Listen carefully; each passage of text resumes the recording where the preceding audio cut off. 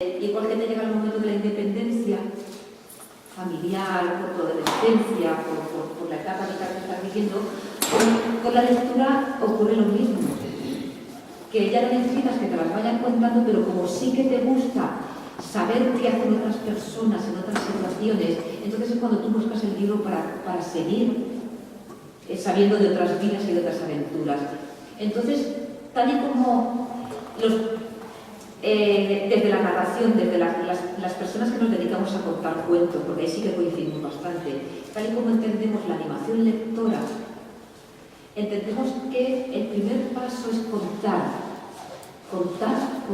y cantar. Y cada cosa tiene su momento, porque a mí le das papilla primero, y después le das sólidos, y después ya a partir del año y poco ya puede comer de todo, es algo progresivo. Y con la lectura yo creo que tiene que ser igual. Hay una primera parte en la que tú tienes que enamorar, tú tienes que, en tu casa o en la escuela, ya os digo, donde sea, ese niño que está creciendo tiene que decirte, cuéntame más. Que llegará el momento en el que digo, ¿y dónde encuentro más historias que las quiero leer yo? Porque si has hecho bien la primera parte, esa segunda casi que siempre llega. Volviendo al libro de Amantes Amados, ¿te quedarías con algún relato personal tuyo favorito? Bueno, me gustan muchos. Y tengo algunos que me gustan más que otros. Pero el que más me... Sí, bueno, os digo, ahora paso a Teresa. Teresa, ¿verdad? Sí, espera. Del que más me gusta, la historia, se llama Si te contara, casi que me gusta más cómo surgió esa historia. Y yo la cuento. Yo durante un año tuve un hombro, este hombro que dijo que no iba. Y se quedó quieto. Y el corazón no iba por ningún lado. Entonces en la mutua me tuve que ir a rehabilitación. Y yo cada vez que iba a la mutua, claro, tenía que estar ahí una hora y algo, pues 20 minutos con lámparas de calor, 20 minutos más con esta máquina. Pues yo, ¿qué hacía? Me llevaba mi libreta y mi lápiz. ¿Y qué hacía con ellos? Escribir.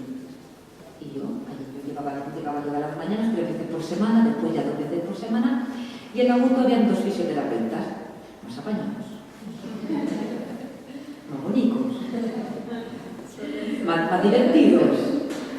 Y a mí allí me rebautizaron. Y yo cada vez que llegaba ya ha venido Rachel. Y digo, mira, ya que soy Rachel, qué bien.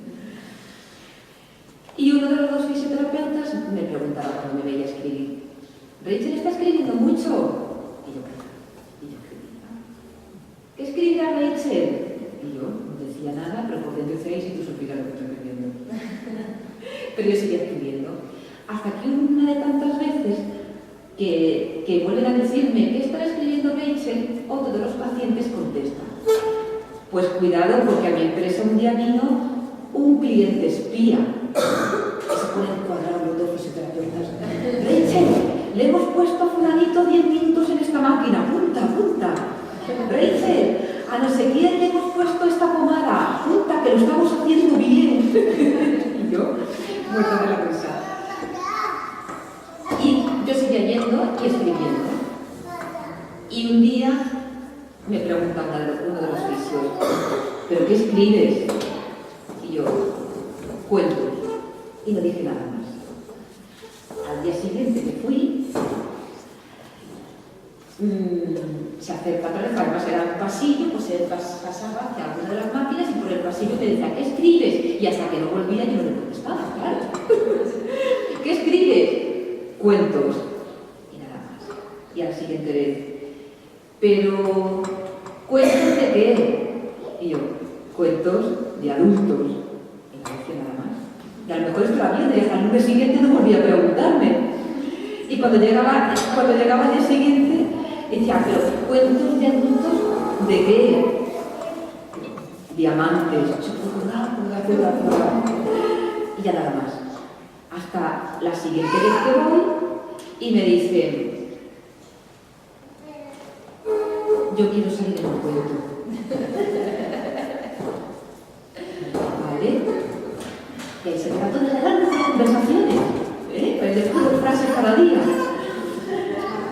Y cuando llego al día siguiente, que igual había pasado 2 o 3 días, me voy hacia él y le digo, a ver, ¿qué quieres ser? ¿Marido o amante? Y se pone todo, dice, marido ya soy, y luego viene con media mano de y a partir de ahí de pronto como, ¿y qué escribo? ¿Y qué apuro? ¿Y ahora qué escribo? Porque claro, que no se note que no, porque claro que no pasa nada, sí, que además todos son, ya os he dicho que no. Y yo, ¿y ahora qué escribo? ¿Y ahora qué escribo? Y que no sabía yo qué escribirle al pobre hombre. Y pasaron 3 meses, no volví a preguntarme ni una sola vez, y yo no sabía qué hacer. Hasta que cayó en mis manos un libro que me había recomendado Concha Bueno, la profesora de escritura, de Andrés Mundo, que os recomiendo, que se llama Hablar a solas. Y yo devoré ese libro, lo terminé de leer y dije, ya sé qué voy a escribir y cómo lo voy a escribir. Y me senté y en una mañana lo escribí y lo terminé. Y al día siguiente, que tenía yo que volver a la bruja, llego, me pongo delante de él, digo, ya tienes cuento. Dice, sí, ¿cuántas?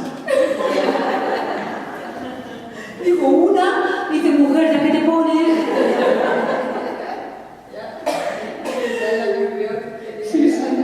Y ese es el relato de Si te contara, que la verdad que a mí es uno de los que más me gustan, de los que más juego me están dando a la hora de contarlo, porque es verdad que la fase previa es muy graciosa, pero que a lo mejor me llevó de conversaciones a conversaciones casi un mes, de que venía una pregunta, otra pregunta con el fisioterapeuta, y claro, el otro fisio, que era el que me trataba a mí, que no es a quien está dedicado el cuento, 3 días después coge el libro, que ya lo habían leído, y señala un párrafo y dice, el de ese párrafo soy yo, ¿verdad?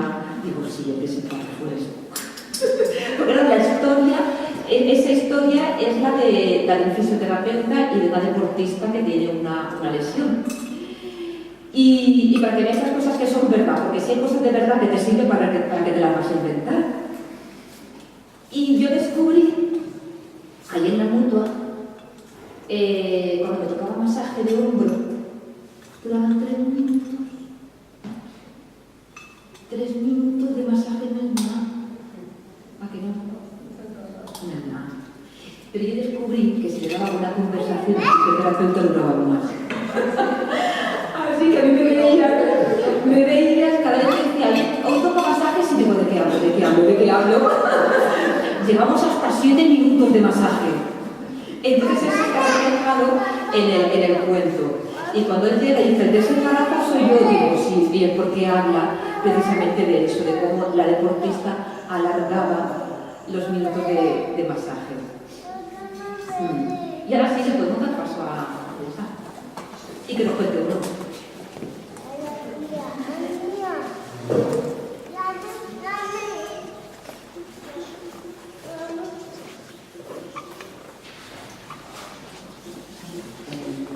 El número 3.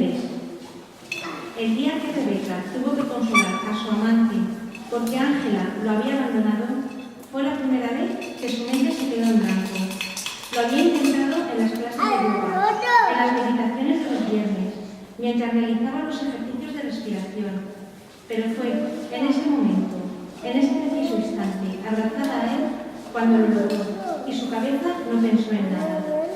Y le hubiera gustado tener alguna idea sobre qué hacer o qué decir en tremendas circunstancias, pero sus neuronas se quedaron inmóviles y dieron por respuesta el silencio. Ella, que estaba preparada con infinidad de argumentos por si un día a él se le ocurría tan solo insinuar que dejaba a su mujer. Y resulta que ocurrió, como siempre, lo inesperado. Y al verlo hecho un mar de lágrimas, desorientado, desamparado y abatido, Rebeca se armó de valor y decidió pasar a la acción. Esto no podía quedar así, pensó. Mañana mismo la llamo y le digo 4 cosas, porque eso no se hace. No, señor. Abandonar a un hombre que se esfuerza en hacer felices a 2 mujeres, con el trabajo que le costaba no confundirse con los aniversarios. Y dicho y hecho. Bien temprano, con la excusa de rellenar una encuesta patrocinada por una conocida marca de preservativos, llamó a la puerta de Ángela con su mejor sonrisa, lápiz y papel. Se había pasado toda la noche inventando preguntas sobre las relaciones de pareja y consolando al desafortunado. De 0 a 5, ¿qué valoras más en un hombre? Humor, inteligencia, salario, fidelidad. ¿Que no le perdonarías nunca a tu pareja? ¿Que se olvide de vuestro aniversario? ¿Que no pague la cena? ¿Que sea del Barça o una infidelidad? ¿A quién pedirías ayuda en caso de crisis matrimonial? ¿A tu madre? ¿A tu hermana? ¿A una psicóloga? ¿A una amiga o a una desconocida? Rebeca estaba segura de que en algún momento, entre pregunta y pregunta, se derrumbaría. Le haría confesiones y ella podría aconsejarla porque, tras haber realizado 7.321 encuestas a mujeres de entre 25 y 40 años, estaba en condiciones de afirmar que, si hay propósito de enmienda, todo se puede perdonar. Contestó las primeras preguntas en la puerta. Después, fue invitada a pasar a la cocina, donde aceptó un café, unas galletas y escuchó todo lo que quería oír.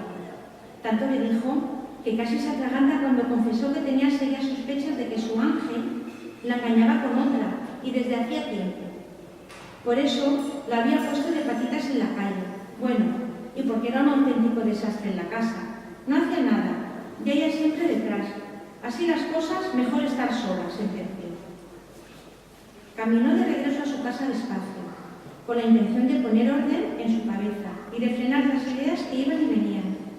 No fue fácil, aunque más difícil resultó convencer a Ángel de que le iba a dar clases de organización doméstica y de inteligencia emocional desde ese mismo instante. En menos de un mes podrás volver a casa y dejar a Ángela con la boca abierta, le aseguro.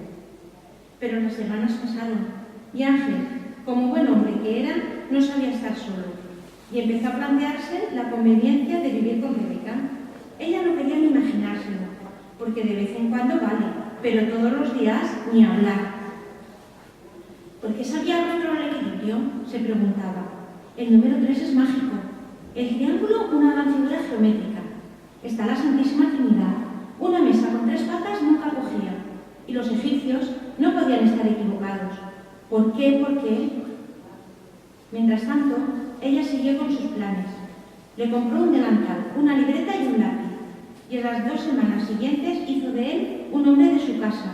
Ordenado, organizado, atento y con iniciativa. También descargó un programa de internet con ejemplos de diálogos asertivos. Y como si de un grupo de teatro se tratara, ensayaron uno y otro papel. Cada noche, antes de acostarse, Ángel llamaba a Ángela por teléfono. Quería decirle que deseaba volver, que había cambiado, que era otro, que la añoraba y que la amaba. Pero nunca consiguió hablar con ella. Así que Rebeca tuvo que pasar otra vez a la acción.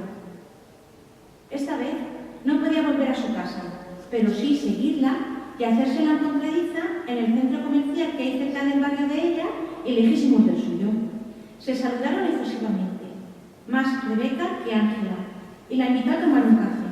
Entre sorbito y sorbito le preguntó cómo estaba. Asimilando tanto cambio y movimiento en mi vida.